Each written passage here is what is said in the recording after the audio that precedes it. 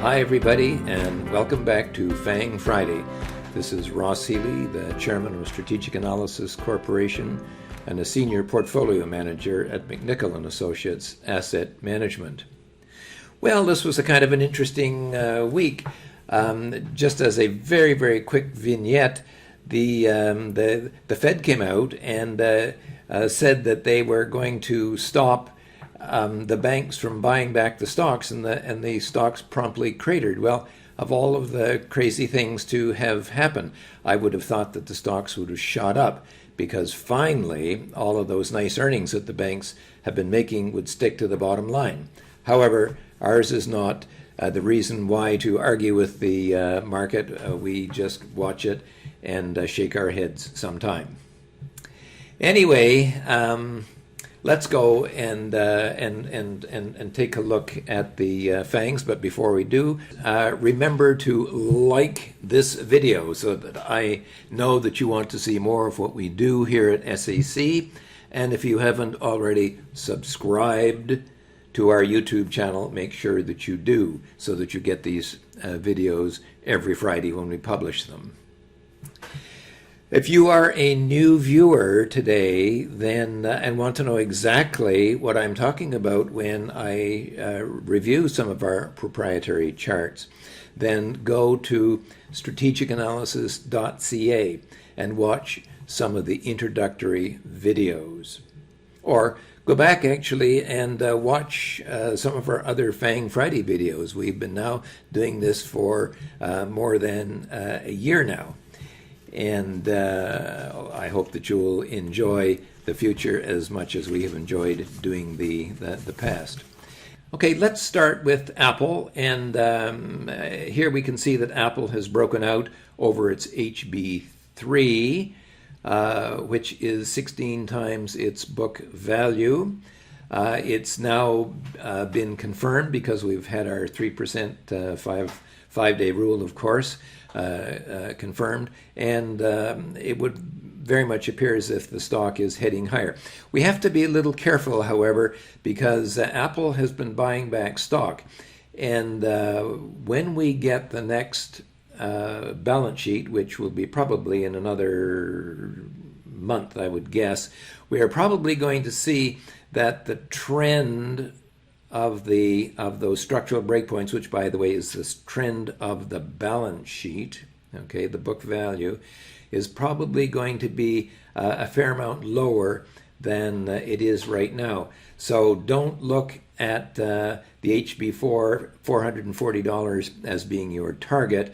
Maybe it is, but our expectation is that buybacks are going to reduce that number quite a bit. The second stock, which had fairly recently given us a buy signal, had been Facebook. And Facebook was sort of trying to mount a move to go higher, but today especially, under pressure from those critics who observe that the company is not editing some of the more egregious posts there, and with the threat of advertisers pulling back, the stock is set back, and it's set back right to its MSG price, which is $218. That's 5.5 times book value, by the way. So it's precisely right there. Watch to make sure that that level holds. If not, the stock may be about to work lower. On a sort of an extreme positive side, here's Amazon. It's practically up to its HB4. That's 20 times book value. I don't know whether it's going to get through on the first go. Very often the stock tends to stall out there when it gets to one of the major breakpoints, but it's almost there, so we're going to find out, and we'll have to watch this one very carefully.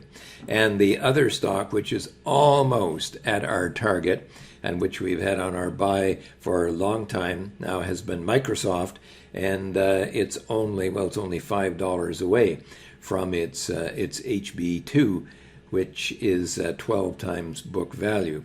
So two stocks to keep a very close eye on. Now, promising stocks. Alphabet.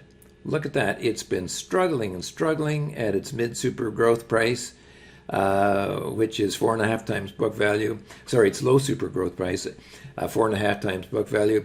And it just can't get any momentum. But it's right there, and I will have to say it's promising unless the whole market decides to go to hell in a handbasket. The second stock that is right there as well is NVIDIA, and it too has been struggling and trying to break through on the upside. Some days it's up there. A day like today, it has slipped under the HB3, which is 16 times book value, by about $10 or $12. So no confirmed breakout there either. And finally, Netflix, our sort of black sheep stock that I keep referring to, which wouldn't come home. It wouldn't go through its HB4. Very recently ran right up there. So now it's backed off a little bit today. But again, we shall be watching the stock very carefully. And you can see, of course, that the fair market value, which is this dotted line here, has been actually swinging up. The slope has been improving a bit. So we're going to be watching this one again to see whether we get a breakout here.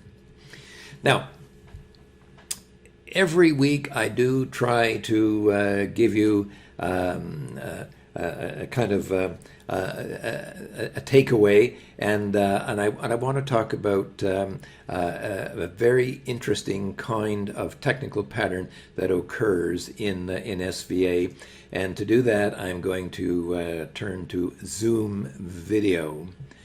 Now, the kind of pattern I'm talking about is what we call the walking upstairs kind of pattern. And here, after the stock broke out over its HB5, notice it's moved up 2, down 1, up 2, well, down 1 here, down 2 actually, but that was, of course, due to the fact that we were in the midst of the of that meltdown earlier in the year. But it's very quickly picked up its pattern again, up 2, down 1, and now up 2.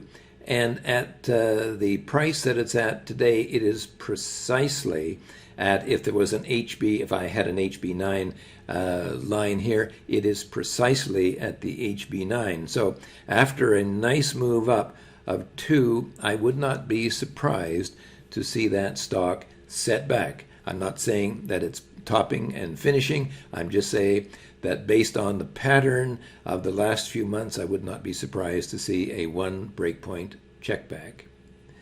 Even as stocks do those walking upstairs patterns, so stocks will do what I call the walking downstairs pattern. And of course, we're not in a bear market, at least yet, as far as I'm aware. But going back to the last time that the market was this extended, I want to show you the chart of Coca-Cola. Here, see, because here was a company that kept on growing all the way through the piece. In other words, it really, its fundamentals didn't really slip. However, the stock was extremely expensive, and the market was extremely expensive, and Coca-Cola came down, and look how it came down. Down 2, up 1, down 2, up 1, down 2, up 1, down 2, and then a bounce. Well, by the time that this has happened the second time, we kind of got the hang of it, and after that, Coca-Cola became a beautiful trading stock for us, both on the positive and the negative side.